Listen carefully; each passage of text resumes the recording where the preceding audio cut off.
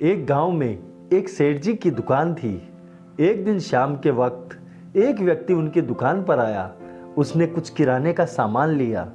सेठ जी के बेटे ने सामान तोल दिया। जब वो व्यक्ति सामान के पैसे देने लगा तो उसके पास 10 रुपए कम पड़ गए। सेठ ने बेटे से कहा कि 10 रुपए का सामान कम कर लो। वो व्यक्ति सेठ जी से विनती करने लगा, सेठ जी कृपया सामान कम मत करो, मेरा परिवार कल से भूखा है। 2 दिन मजदूरी नहीं मिलने के कारण मेरे घर पर राशन नहीं था। ये राशन मेरे परिवार के लिए 2 समय का है।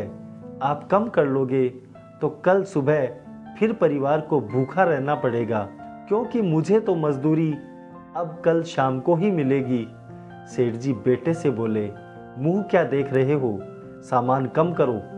वो व्यक्ति उदास होकर जाने लगा तो सेठ जी ने कहा, रुको भाई, मैं 5 मिनट में आता हूँ, तब तक तुम यहीं रहना। सेठ जी अपने घर गए और सेठानी से कहा, आज हम लोग बाहर खाने चलेंगे। घर पर जो खाना बनाया है सारा पैक कर दो। सेठानी ने पूछा, सारा खाना पैक कराकर किसे दोगे? सेठ जी बोले, सुबह तक खाना खराब हो जाएगा, किसी गरीब की भूख शांत हो तो ही अच्छा है। सेठानी ने खाना पैक कर दिया। सेठ जी खाना लेकर दुकान आए और उस व्यक्ति से कहा, लो भाई, ये खाना ले जाओ, पहले जाकर अपनी और अपने परिवार की भूख शांत करो। ये राशन कल सुबह काम ले लेना। सेठ जी का ऐसा दोहरा रूप देखकर वो व्यक्ति अचंभित होकर उनकी तरफ देखने लगा। तभी उनके पुत्र ने सेठ जी से पूछा, पिताजी ये क्या, आपने 10 रुपए के लिए इसका सामान कम कर दिया और अब इसने सामान लिया उससे ज्यादा का भोजन इसे घर से लाकर दे दिया।